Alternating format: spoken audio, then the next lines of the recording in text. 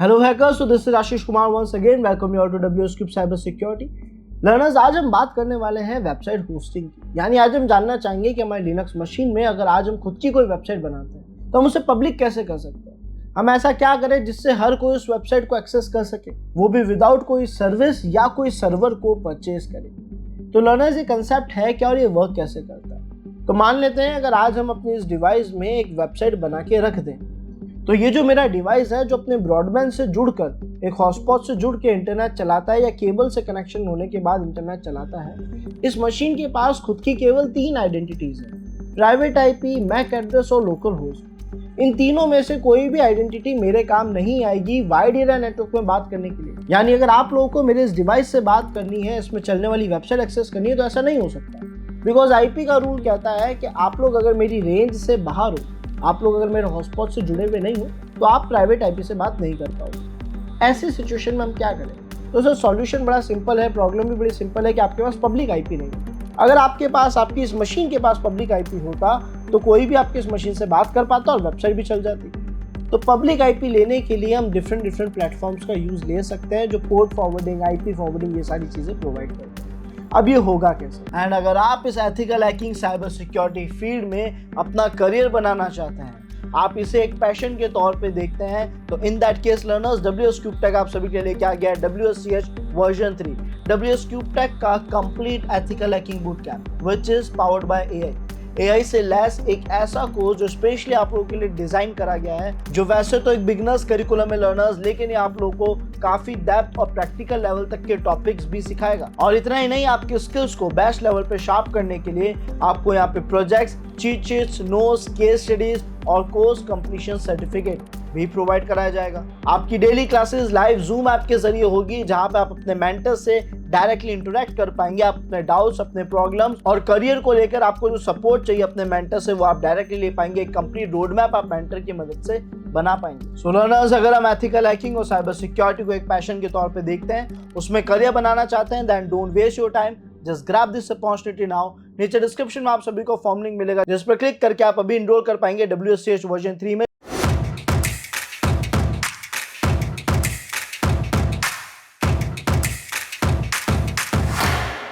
तो सबसे पहले एक वेबसाइट बना के देखते हैं। तो लर्नर्स, अगर आज हम अपने लिनक्स टर्मिनल में जाएं, इसमें रूट परमिशंस ले लें sudo su की मदद से, और उसके बाद एक बहुत ही सिंपल सा कमांड रन करें which is service apache 2 start. तो ये क्या करेगा? सर, apache 2 एक ऐसा सॉफ्टवेयर है जो वेब होस्टिंग में आपकी मदद करता है ना। तो apache 2 करेगा क्या? मेरे इस डिवाइस में HTTP प्रोटोकॉल को चालू करेगा, पोर्ट 80 को ओपन कर देगा और अपना एक सिलेक्टेड फोल्डर का सारा डेटा उस पोर्ट 80 पे शेयर करने लग जाएगा यूजिंग HTTP।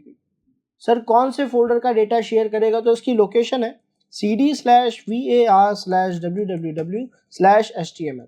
ये लिख के हम एंटर प्रेस करेंगे, ls करेंगे, आप देखोगे यहाँ पे बाय डिफॉल्ट सबकी लिनक्स मशीन में कुछ फाइल्स आपको देखने को मिलेगी। जैसे मेरे केस में index.html पड़ी है। ये एक डिफॉल्ट पेज है, आप यहाँ पे अपनी पूरी वेबसाइट रख सकते हो। ये डिफॉल्ट पेज इसीलिए ताकि आप इसको एक बार टेस्ट कर सको, इसकी वर्किंग समझ सको।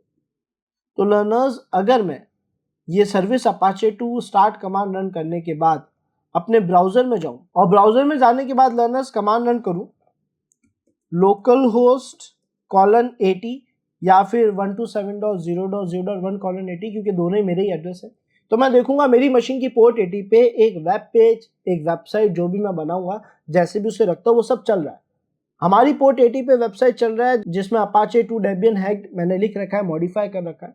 आपको अलग अलग थोड़े बहुत पेजेस में डिफरेंस दिखेंगे क्योंकि मैंने इसमें चेंजेस कर रखे हैं, बट ये पेज क्या उसी लोकेशन से आ रहा है, var/www/html के अंदर से।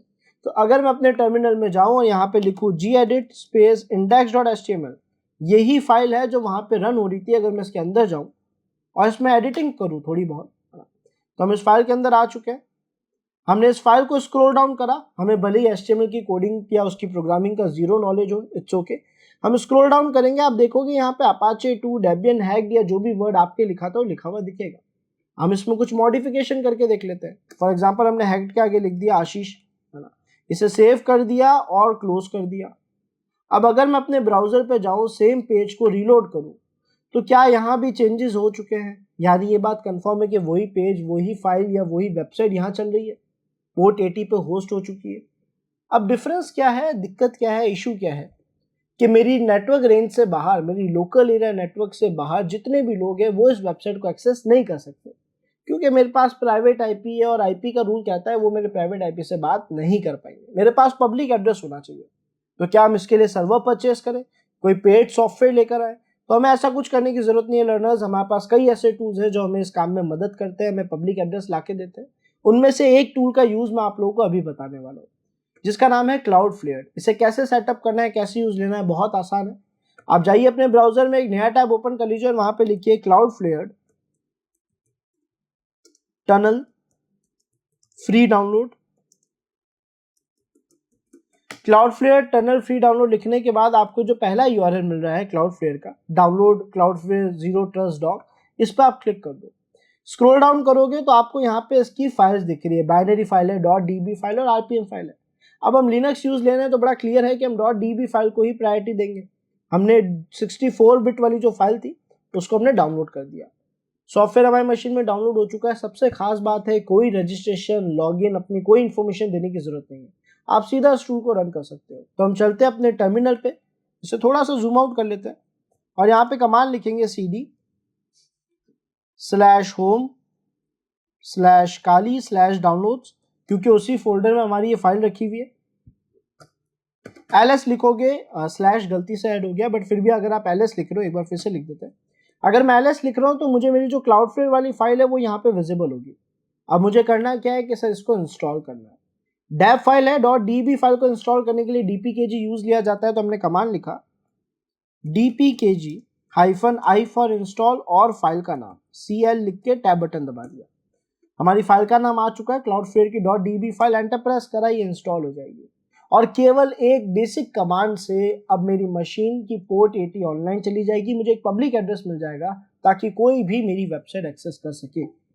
ये करने के लिए लर्नर्स हम कमांड लिखेंगे cloudflare-url। इसको थोड़ा क्लीन कर देते हैं ताकि आपको डिस्प्ले क्लियर विजिबल हो। हमने लिखा cloudflare-url, उसके बाद लिखा https://localhost:80। मैं मेरी लोकल होस्ट की पोर्ट 80 को पब्लिक करना चाहता हूँ, इसलिए हमने लोकल होस्ट :80 लिख दिया है। कॉलन के बाद पोर्ट आता है तो पोर्ट नंबर 80 मेंशन कर दिया और एंटर प्रेस करा। ये इस एड्रेस को पब्लिक करने के लिए मुझे एक बॉक्स के अंदर एक पब्लिक यूआरएल लाकर दे देगा। अब वो यूआरएल हो या वो आईपी हो, एक ही बात रहेगी। आप देखोगे यहाँ इसने ये बॉक्स बनाया है, कमांड लाइन का बॉक्स है ना, और इसमें ये रहा हमारा यूआरएल। इस यूआरएल को हमने कॉपी किया, अपने ब्राउजर में गए या किसी भी ब्राउजर में अगर आप चले जाओ, है ना, अब आप में से कोई भी अगर इस यूआरएल को कॉपी पेस्ट करता है, ओपन करता है, तो आप लोग सेम वेबसाइट एक्सेस कर पाओगे अगर सब कुछ सही है। एरर्स आ सकते हैं, जैसे यहाँ ये एक एरर दिखा रहा है। ये एरर क्यों आ रहा है, इसके पीछे क्या रीजन हो सकते हैं, तो मैं आपको वो भी बता देता हूँ। एरर्स आने के चांसेस लर्नर्स ये हो सकते हैं कि हो सकता है आपने होस्ट नेम या होस्ट फाइल में चेंजेस कर रखे हो। तो एक बार के लिए हमने Ctrl+C करके इसे रोका। हमने कमांड लिखा gedit/etc/hosts, ताकि होस्ट फाइल में जाके देखें हमने कोई चेंजेस तो नहीं करे। तो 127.0.0.1 के आगे लोकल होस्ट लिखा है, ये बिल्कुल सही है, इसे सेव कर लेते हैं। उसके अलावा हम देखेंगे होस्ट नेम में तो कोई चेंजेस नहीं है, तो हम यहाँ पे लिखेंगे अगेन gedit/etc/hostname। यहाँ भी बाय डिफॉल्ट काली लिखा हुआ है, ये वेल कॉन्फ़िगर्ड है, यानी इतना तो सही है। अब दूसरा इशू क्या आ सकता है कि सर आपने जो क्लाउडफ्लेयर वाला कमांड लिखा था वहां पे आप उसको थोड़ा सा और सही कर सकते थे। जैसे cloudflare-url में हमने https://localhost80 लिखा, आप इसे एक बार http करके जरूर चेक कर लीजिएगा। हमने एंटर प्रेस करा, फिर से हमें फिर से एक नया पब्लिक एड्रेस मिल गया। हमने इसे कॉपी करा, गए अपने ब्राउजर पे, पेस्ट करा। आप सभी को विजिबल होगा, https को http करने से मेरे पास यहाँ पे हमारी वेबसाइट पब्लिक हो चुकी है। चाहे मैं अपने विंडोज के ही VMware के बाहर किसी भी डिवाइस में भी जाके यूआरएल पेस्ट करता हूँ तो सेम वेबसाइट में एक्सेस कर पाऊंगा। चाहे एक वेब पेज हो या पूरी वेबसाइट हो, या आप कैसे भी तरीके का वेबसाइट क्रिएट करना चाहे, वो सब कुछ पब्लिक हो सकता है क्योंकि मेरे पास पब्लिक एड्रेस आ गया। इतना ही आसान था लर्नर्स, बिना कहीं पे कुछ अपनी डिटेल्स डाले, अपनी इंफॉर्मेशन दिए या कोई पे सर्विस परचेज करे, आप इजीली ये जो बेसिक होस्टिंग है कर सकते हो।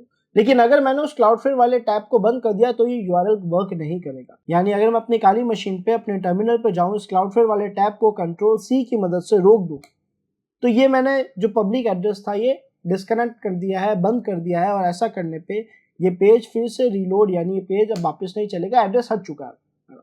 तो ऐसा एरर आपको देखने को मिल सकता है। फिलहाल वो एड्रेस बंद कर दिया है मैंने, बट उम्मीद करता हूँ आप सभी को ये पूरा प्रोसेस समझ आ गया होगा।